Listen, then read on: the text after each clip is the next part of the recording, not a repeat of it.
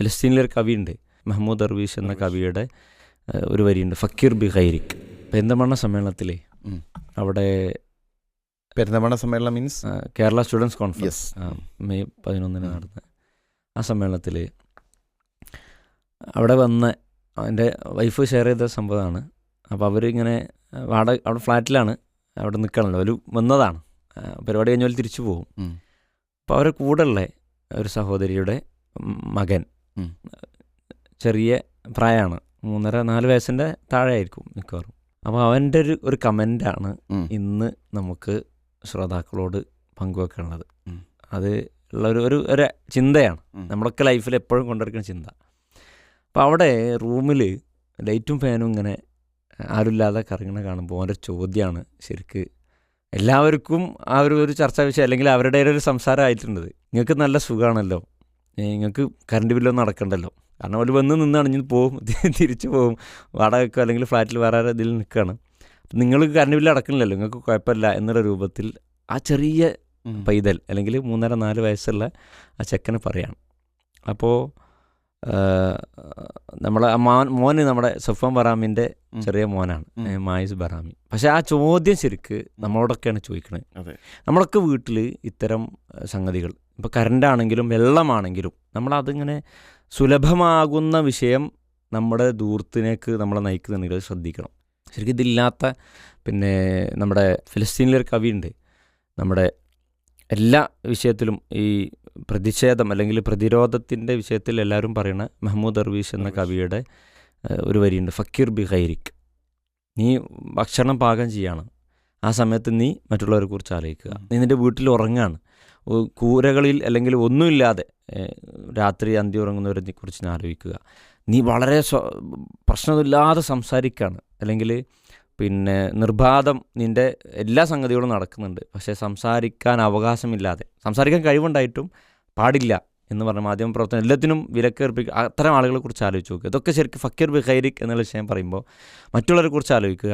അതേപോലെ ഈ മകൻ പറഞ്ഞ ചിന്ത അല്ലെങ്കിൽ മായിസ് പറഞ്ഞ ചിന്ത കുറേ ഉണ്ടായിട്ടും അതിൽ നമ്മളൊരു ശ്രദ്ധ, ശരിക്കും ഇത് നമ്മളൊക്കെ ലൈഫിൽ നമ്മളൊക്കെ വീട്ടിൽ ശ്രദ്ധിക്കണം. കുട്ടികൾക്ക് പറഞ്ഞു കൊടുക്കുന്ന വിഷയമാണ്. ആളില്ലെങ്കിൽ അതല്ലെങ്കിൽ പിന്നെ വെള്ളം, ഇപ്പം എൻ്റെയൊക്കെ 10-32 വർഷം നമ്മൾ പിന്നെ കിണർ അൽഹംദുലില്ലാ ഇപ്പം അടുത്താണ് ഉണ്ടാക്കിയിട്ടുള്ളത്.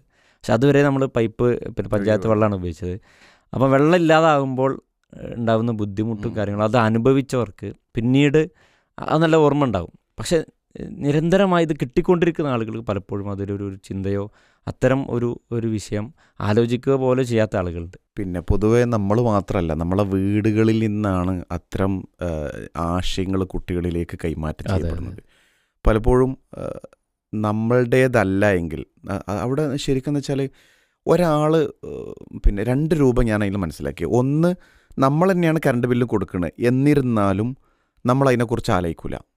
എന്നിട്ട് കറണ്ട് ബില്ല് വരുന്ന സമയത്ത് ഇത്രയൊക്കെ ആയല്ലോ, അതൊന്ന് ഒന്ന് നോക്കായിരുന്നു, ഒന്ന് ശ്രദ്ധിക്കായിരുന്നു. മറ്റൊന്ന് അവനവൻ്റെതല്ലെങ്കിൽ എന്തു ആവാം. ഈ ചിന്ത വളരെ ആളുകൾക്ക്, കാട്ടിലെ തടി തേവരുടെ ആന വലിയടാ വലി എന്ന് പറയാറുണ്ട്.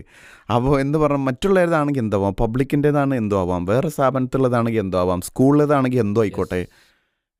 ശരിക്കും ഒരു മുസ്ലിമിനും മുമ്പിനും പാടില്ലാത്ത സംഗതിയാണ്. കാരണം നമ്മൾ ഉപയോഗിക്കുന്ന ഒരു സ്ഥലം, അത് നമുക്ക് പബ്ലിക് ആവട്ടെ, പൊതു എവിടെ ഓഫീസിലാവട്ടെ, അവിടെ നമ്മൾക്കതുകൊണ്ട് പ്രത്യേകിച്ച് ഗുണമുണ്ടോ അല്ലേ, ഞാനത് ചെയ്യുന്ന ഞാനൊന്നും അല്ലല്ലോ കറണ്ട് ബില്ല് അടക്കണേ, അതുപോലല്ല, അതിൽ എന്തോ ആയിക്കോട്ടെ. നമ്മളൊരു സ്ഥലത്ത് ആ കുട്ടി ചോദിച്ചു, നമ്മളിപ്പോൾ ഒരു വാടകയ്ക്കൊരു സ്ഥലത്ത് പോയി നിൽക്കുകയാണ് പക്ഷേ നമ്മൾ മാക്സിമം യൂട്ടിലൈസ് ചെയ്തിട്ട് നശിപ്പിക്കുക, മാക്സിമം മുതലാക്കുക.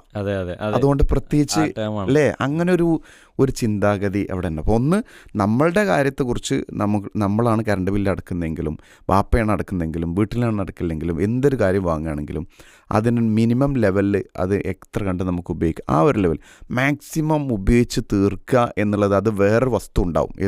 ഒരു വസ്തു നമുക്ക് ഉപയോഗിക്കാൻ പറ്റിയതാണെങ്കിൽ അതിൻ്റെ മാക്സിമം നമുക്ക് ഉപയോഗം ഉണ്ടാകാം. ഡ്രസ്സ് വാങ്ങിക്കഴിഞ്ഞാൽ ആ ഡ്രസ്സിൻ്റെ മാക്സിമം നമുക്ക് ഉപയോഗിക്കാം എന്നതുപോലെയുള്ള കാഴ്ചപ്പാട് ബാക്കിയുള്ള എല്ലാത്തിലേക്ക് എടുക്കരുത്. മാക്സിമം കറണ്ട് കത്തിച്ച് കളയാം എന്നുള്ളത് പറ്റൂലല്ലോ. അപ്പോൾ ആ ഒരു ചിന്തയാണ് ഞാൻ ഇങ്ങനെ വന്നപ്പോൾ എനിക്ക് ആ 2 ചിന്തകളിൽ എപ്പോഴും നമുക്ക് ഉണ്ടാവേണ്ടത് ഒരു വിശ്വാസം. ഇപ്പം ഹദീസ് നമ്മൾ പറയാറുണ്ടല്ലോ, വെള്ളം പാഴാക്കുന്ന വിഷയം പറയലുണ്ട്.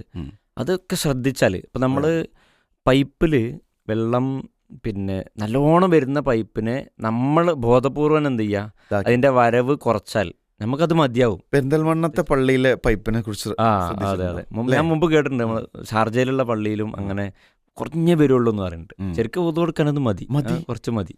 ചില പള്ളികളിൽ തുറന്നു കഴിഞ്ഞാൽ നമ്മളെ മേലാകെ കോലത്തിലാക്കി സ്പീഡിലും അത്ര വളരെ വലിയ അളവിലും വരുന്ന സംഗതികൾ. ഇത് നമ്മൾ വീട്ടിലും പള്ളികളിലൊക്കെ ശ്രദ്ധിക്കുന്ന വിഷയം, വെള്ളത്തിൻ്റെ വിഷയം.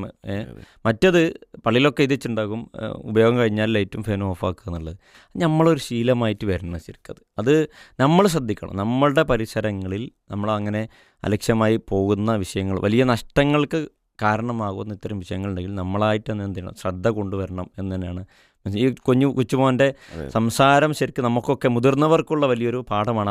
അത് പാരൻസിനും ഇതേപോലെ അവരെ പഠിപ്പിക്കാൻ, ഞാളില്ലെങ്കിൽ അല്ലെങ്കിൽ ഉപയോഗിക്കുന്നില്ലെങ്കിൽ അതിനെ ഓഫാക്കി വെക്കാൻ ഒരു നല്ല പാഠം കുട്ടികൾക്ക് പകർന്നു കൊടുക്കണം. അതൊരു സാമൂഹിക ബാധ്യതയാണ് എന്നുള്ളത് കൂടി തിരിച്ചറിവുണ്ടാവും അല്ലേ. വളരെ വളരെ വളരെ പ്രസക്തമായിട്ടുള്ളൊരു ചിന്തയാണ്. അപ്പോൾ ഒരു കുഞ്ഞുമോൻ്റെ ചിന്തയിൽ നിന്നും നമ്മുടെ മക്കളിലേക്കും അത്തരം ചിന്തകൾ കൊടുക്കാൻ അതൊരു ശീലമാക്കി എടുക്കുക. അതാണ് ഡിവൈഡ് ചെയ്യേണ്ടത്. അതെ, വിഭവങ്ങളുടെ സമൃദ്ധി ഒരിക്കലും നമ്മുടെ ദൂരത്തിലേക്കോ അല്ലെങ്കിൽ അനാവശ്യമായ ദുരുപയോഗങ്ങളിലേക്കോ എത്തരുത് എന്നുള്ളതാണ് നമ്മൾ മനസ്സിലാക്കേണ്ടത്. ഇപ്പം നേരത്തെ പറഞ്ഞ രണ്ടാമത്തെ ആലോചന, വേറെ ആളുടെ അല്ലേ എന്നുള്ളത്, അതിലെന്തുമാവാം എന്നുള്ള മുതലാക്കുന്ന ചിന്തകൾ നമ്മൾ ഒഴിവാക്കുക. ഇൻഷാ അല്ലാഹ്